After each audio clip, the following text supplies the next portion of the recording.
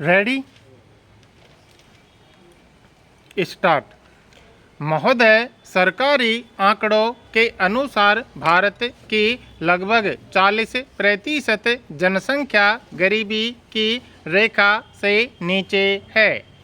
गांवों में रोजगार की कमी के कारण ग्रामीण जनता नगरों की ओर पलायन करती है, क्योंकि शहरों में उद्योग धंधों तथा व्यावसायिक अवसरों की बहुलता के कारण उन्हें रोजगार मिलने की अधिक संभावना रहती है। ग्रामीण किशोरों का शहरों की ओर पलायन और भी तेज पकड़ रहा है। यह स्थिति तब है जब बाल श्रम निषेध संबंधी कानून को कड़ी तरह लागू करने के प्रयास किए जा रहे हैं। शहरों की गंदी तथा तंग बस्तियों का जीवन किशोरों के स्वस्थ मनोवैज्ञानिक तथा भावनात्मक विकास में कठिनाइयाँ उत्पन्न करता है। उनमें कुछ किशोर आवारागर्दी, छोटे छोटे अपराधों और दुराचारों का शिकार हो जाते हैं। कुछ ऐसे भी बालक हैं जो नगरों की भीड़ भाड़ में, बस अड्डों, रेलवे स्टेशनों, मेला, मंदिरों आदि में माँ बाप से बिछुड़ जाते हैं। माँ बाप की असामयिक मृत्यु के कारण कुछ बच्चे अनाथ हो जाते हैं। माँ बाप रोजी रोटी की भागदौड़ में व्यस्त होने अथवा शराब या नशीले पदार्थों के सेवन के कारण बाल बच्चों की समुचित देखभाल नहीं कर पाते हैं। इस तरह उपेक्षित, निराश्रित, अनाथ, उच्च श्रृंखला तथा अपराधी किशोरों की संख्या तेजी के साथ बढ़ रही है। किशोर बालकों को सामाजिक न्याय दिलाने के लिए सरकार ने बाल अधिनियमों को कार्यान्वित कर उनकी समस्याओं का समाधान करने तथा समाज कल्याण और शिक्षा के कार्यक्रमों द्वारा उन समस्याओं की रोकथाम के लिए अनेक प्रभावशाली कदम उठाए हैं। 1960 का बाल अधिनियम राज्यों तथा केंद्र शासित प्रदेशों के लिए एक आदर्श विधान के रूप में संसद ने पारित कर उसे कार्यान्वित किया है। इस अधिनियम के लागू करने के लगभग 50 वर्ष पश्चात इसकी समीक्षा करते हुए यह अनुभव किया गया कि इसमें संशोधन करने की बहुत गुंजाइश है। फलस्वरूप 1986 का बाल न्याय अधिनियम संसद में पारित किया गया। किशोर बाल न्याय अधिनियम 1986 में मुख्यतया उपेक्षित तथा किशोर अपराधी लड़कों की देखरेख, शिक्षा, प्रशिक्षण, विकास तथा पुनर्वास का प्रावधान है।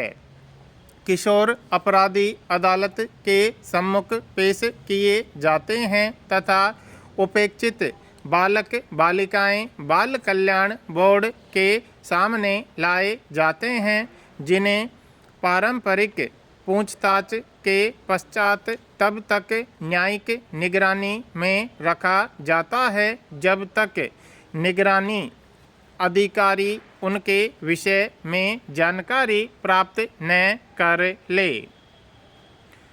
महोदय, डॉक्टरी परीक्षण के फलस्वरूप यदि किशोर 16 वर्ष से ऊपर का या किशोरी 18 वर्ष से ऊपर की है तो उनको मुक्त कर दिया जाता है।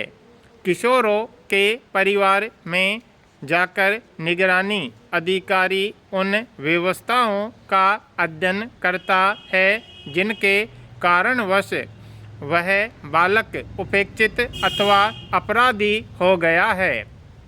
यदि बालक दिल्ली से बाहर किसी राज्य से आया है तो उसके माता पिता अथवा उसके जिले के निगरानी अधिकारी को पत्र व्यवहार द्वारा उसे वापस ले जाने और उसके परिवार के साथ मिलाने की व्यवस्था की जाती है ताकि शीघ्र से शीघ्र वह अपने घर पहुंच जाए और उसे संस्था में न रहना पड़े। कई बार माता पिता के अज्ञान या निर्धनता के कारण किशोर की घर वापसी में या तो विलंब हो जाता है या उसे संस्था से जुड़ जाना पड़ता है, जो कि दुर्भाग्य की स्थिति है क्योंकि संस्था किशोर बालक की भावनात्मक समस्याओं का समाधान करने में असमर्थ होती है। केवल परिवार किशोर बालक की भावनात्मक आवश्यकताओं को पूरा कर सकता है। माता पिता की अनुपस्थिति में आशा की जाती है कि जिला निगरानी अधिकारी अपना दायित्व पूरा करते हुए माता पिता से संपर्क स्थापित कर किशोर बालक का निगरानी गृह में हस्तांतरण करवाने में बाल कल्याण बोर्ड की सहायता करेगा। पड़ोसी देशों से आए किशोरों के परिवारों के साथ संपर्क स्थापित करने में बहुत कठिनाइयाँ आती हैं। कई बार या तो वह घर का पता जानते नहीं या गलत पता बताते हैं। बहरहाल ऐसे बालकों को अपने देश वापस भेजने में बाधाओं के बावजूद उनके दूतावास की सहायता लेकर वापस भेजने के अलावा कोई चारा नहीं है। ऐसे बालक आमतौर पर नेपाल और बांग्लादेश से गरीबी के कारण दिल्ली में आते हैं। जो बालक किसी कारणवश अपने परिवार में भेजे नहीं जाते उन्हें बाल गृह या बालिका गृह में तब तक रहना पड़ता है जब तक या तो उनकी सुपुर्दगी उनके माता पिता अथवा संबंधियों को नहीं दी जाती अथवा बालक की आयु 16 वर्ष से ऊपर और बालिका की आयु 18 वर्ष से ऊपर नहीं हो जाती। यह एक दुखद स्थिति होती है क्योंकि बाल विकास कार्यकर्ता होने के नाते परिवार की क्षमता में हमें भरपूर विश्वास है।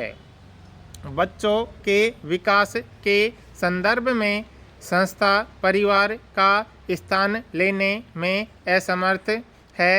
बाल विकास पर शोध द्वारा इस तथ्य की पुष्टि हुई है।